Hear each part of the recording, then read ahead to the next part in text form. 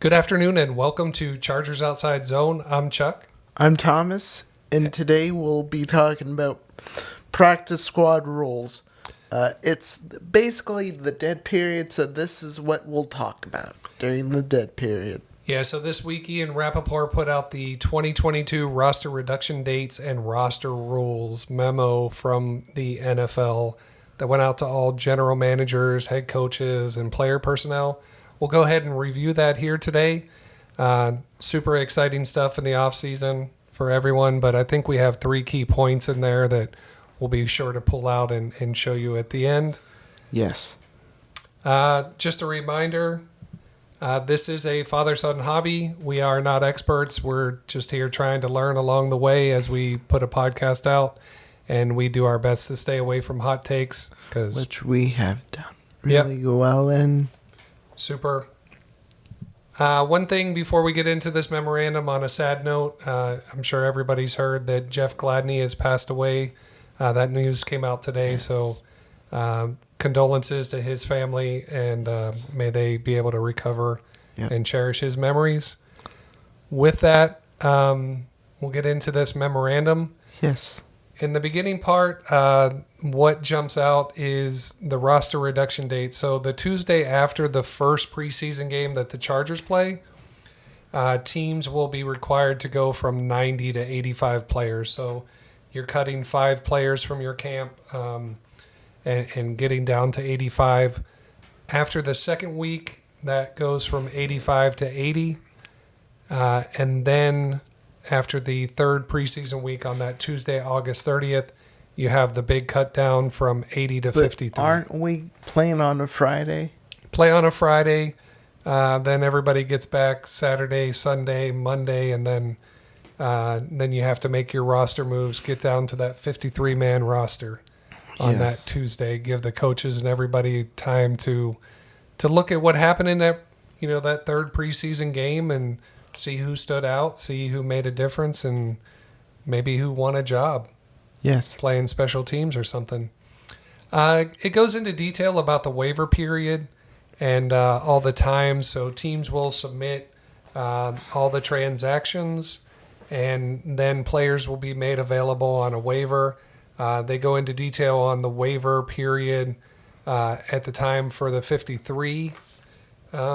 And then the memorandum continues with so that first notice will be players cut down to 53, and then teams will have approximately 1 hour if they want to claim somebody that's been waived by another team. You have to, and then as you win your somebody that you're trying to claim off of waivers, then you have to fit them on your roster. So is it a betting type thing, or is it the waiver wire or the waiver positions are already determined. I'm guessing that it has to do with how you finished last year. So I'm assuming the Jaguars are in the first waiver position. Yes. I'm sure we'll get line of sight on that as we get closer to the season. We're probably in the 17th. Yeah, so then as players claim, as teams claim players, then the order changes, and if the Jaguars take someone, they move from number 1 down to number 32. Okay. And so on.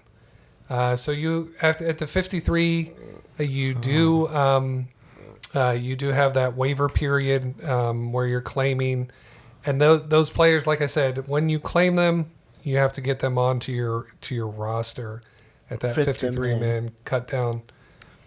And the entire process on the third notification is when they show practice squads. Yes. So that's the excitement of the cut downs and the waiver periods.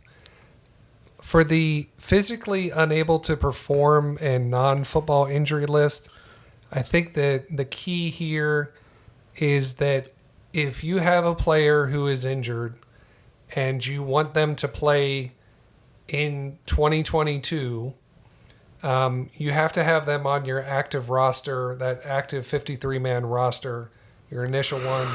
And then once you get through that waiver period, then you can move them to IR. But, if they're not going to play on your team in 2022, then you can leave them on the physically unable to perform or non-football injury illness. And because, they can either stay there for the year. I think that would be something if you look back at the Steelers, let's say, and a Ryan Shazier. Or Daniel Parham. I'm not. No, he's on the active roster. Okay. He's playing. Or you can terminate or waive the player with a failed physical or non-football injury. Typically, it's not supposed to be a football injury that you're terminating or waiving them. You can trade players on the PUP list, or here it says counted. They have to be counted on the active list. So you don't have much choice there. And then it gets into, if they're on the list, they can begin a 21-day practice period or be activated after 4 regular season games have elapsed and stuff. So I don't think there's a big change there. That's just the way the rule's been. Yes. For practice squad, so pre-COVID, it was small. Yeah, there was 10 players.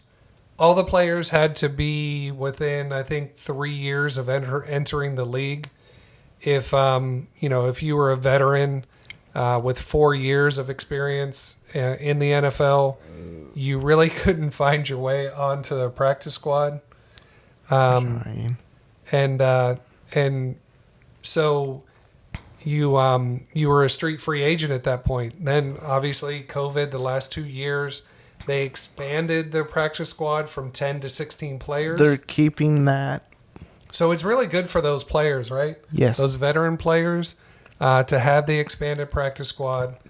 Now, with the expanded practice squad, they don't want you filling up all 16 positions on the practice squad with vets that you're pulling up and down and stashing players. So they have here a maximum combination of 10 exception players and veteran players. And then provided that no more than 6 of these 10 players may be veteran players. So obviously 6 of those rookie young players trying to find their way onto a team maybe need more football experience, right? Yes. Mixed in with 6 to 10 vets and exception players. And like I said, we don't know really what exception players, the definition of that is. We'll look into that more and try to figure it out. When I think about it, it's kind of like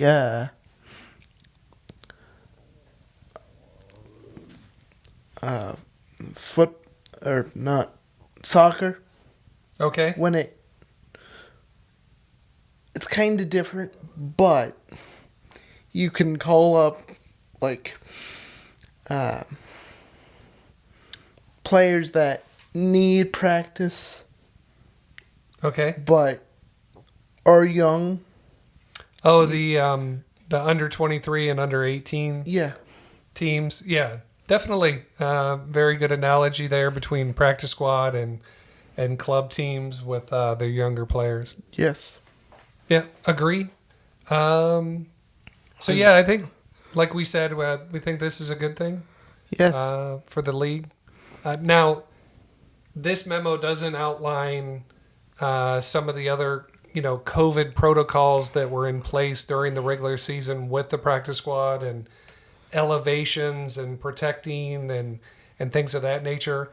I think that will come out later as we get closer to the preseason. But it's good to see here that the NFL is including 6 additional players on the practice squad. Yes. Major, minor injuries, they just define that as minor if it's renders a player physically unable to play for a period less than 4 weeks. is a minor injury, and then a major injury, physically unable to play football for a minimum of 4 weeks. So I think that just Wouldn't that clarifies be some maximum? things for some. No, minimum. Less than 4 or 4 or more, I guess, Okay. in there. Another change, designated for return, and so this is when the day following the roster reduction to 53 players are permitted to be designated for return. Each club is eligible to designate a maximum of 8 players for the return from the applicable reserve list or from practice squad. Injured after 4 regular season games or postseason weeks since placement on the applicable list. Now, the number 8 is new. I think it was a number smaller than that before. I want to say in the neighborhood of, say, 3. But now it's 8 players, and it's 4 regular season games instead of 3 regular season games or postseason weeks. So some improvement around there if you have players that are injured. With that expanded practice squad with, 53 players, this allows you to be better positioned in the event of injury, like, say, the Ravens last year, who were devastated, right? Yes. That gives them more flexibility. Now, a lot of their players went down for the season, so I don't know how a maximum of 8 players, if they were the most impacted by that, or maybe there's another example out there that might be a little bit better. We can only think of the Ravens. Yeah. So, and then the same player can be designated to return twice, once and then one additional time, as it says here. But thing to note, both of those count against the maximum of 8. So if you return the same player twice, then he's 2 of the 8. The interesting part is that somebody actually thought of this because, if you go down with an injury for a period of time, then you have to, 4 weeks to get back, and then play some more and then get it. I mean, you'd have to get injured in that game you return, or else you're going to start to run out of games, I guess. Yeah. And it's interesting also, injured after 4 regular season games. So if your bye week is in there, I don't think it counts. So, instead of 4 weeks, that might be 5 weeks. But, and then I don't know. And then this list goes into regular season and postseason waiver period, just defining that. There's a personnel notice that gets sent to clubs Monday through Saturday. And if you try to claim somebody off of waivers on a Friday or Saturday, those claims won't happen until Monday. So Monday New York time or Tuesday when the Monday night football game is over. But you can't go out and snag somebody and then play them on the weekend. So you have to have that in by Thursday. Technically, off the street free agents are technically. Well, I think gone. Street free agents you can sign. That their street free agents aren't covered by this waiver period, if you will. Okay. So, yeah, that's the memo. As we look at the 3 big items out of this, Yes. are the roster reduction dates themselves. As we said, August 16th, 90 to 85, August 23rd, 85 to 80, and then August 30th, when you got to get to your initial 53-man roster. Obviously, we have some slides from previous episodes that show last year's initial 53-man roster and how that roster was made up. And then we take a look and we have all 88 players on that slide. Yes. Trying to see who the Chargers will, keep on their 53 and who will likely rotate to practice squad or be waived. But So keep these dates in mind, folks. Yeah, so August 30th, big date. We get to see who's going to be on that initial 53-man roster. The second biggest thing is the practice squad of 16 players. Of all the terrible things that have happened due to COVID, maybe this is one positive, is that NFL team practice squads expanded to 16 players. They're keeping it. Yeah. So they're keeping that around. As we said before, a max combination of 10 exception players and veteran players, no more than 6 veteran players. I think this is a great mix for young and vets, and good for players, good for teams, especially teams that have a significant amount of injuries. Right. I wonder if they said in the CBA maybe expand the practice squad. Well, so the CBA was agreed to in 2021. So I believe on this, this was something that was taken to the side and voted on. Yeah. Just in isolation, in a vacuum, knowing everything else. And then, as you get to 2031, then maybe it gets written into the CBA at that point. It just seems like something that could have been written in.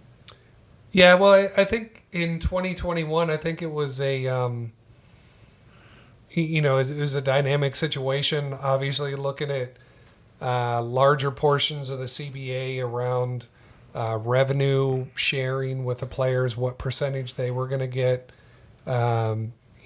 16 games versus 18 games.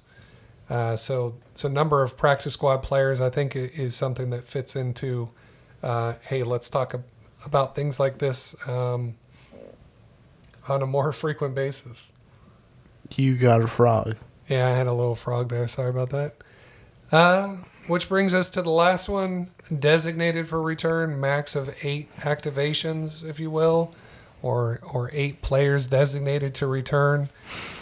So once a player is injured and sent to IR, they can be designated to return after 4 regular season games or postseason weeks, or a combination thereof.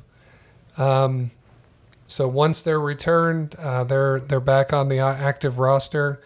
I think we saw this with Kenneth Murray. Yes. Somebody else not coming to mind right at the moment. But yeah, Kenneth Murray was somebody who went to IR and was designated to return. And as highlighted, if a player is injured and is going to be out 4 weeks with a major injury, he can go to IR. He can be designated to return after 4 weeks. If he's injured again, he can go back to IR and be designated to return once again. I think before, if you sent somebody to IR a second time after designating to return, then that was it. They were done for the season. Yes. So that does give a player a chance to heal up and get back. Players more chances. Well, the other thing it does is it allows you, if you have somebody who's injured, you can take him off the 53-man active roster, put him on IR, call somebody up, to fill that 53rd position on the roster. It kind of flexes. And yeah, it definitely flexes players in and out. Provides a lot more flexibility. So once again, I think the NFL teams, head coaches, player personnel, GMs, and the NFLPA did themselves a favor here, not only with the practice squad, but the designated for return system here. So yes, those are the changes in this very exciting document. I know it's just a document, but it's something to talk about. Any questions out of that, or any comments? We're a little light on Chargers news at the moment. We're very light. I'm just happy something that good out of COVID happened. Understood. All right, then. Well, we won't stay around too long then. We'll go ahead and make our way out of here. Do us a favor. Please subscribe like to the channel. and subscribe. Hit the notification bell. Yes. Definitely Follow us on Twitter. enjoy comments and likes and new subscribers on YouTube at Chargers Outside Zone. On Twitter, follow us at LAC Outside Zone. And feel free to send us an email at chargersoutsidezone@gmail.com. Thank you for taking the time to come and join us today. Listen to this document. Yeah. Hope everybody had a great Memorial Day weekend. Take care, and we'll see you on Saturday when we take an early look at the Denver Broncos. At the Denver Broncos. Awesome. Take care. Bye.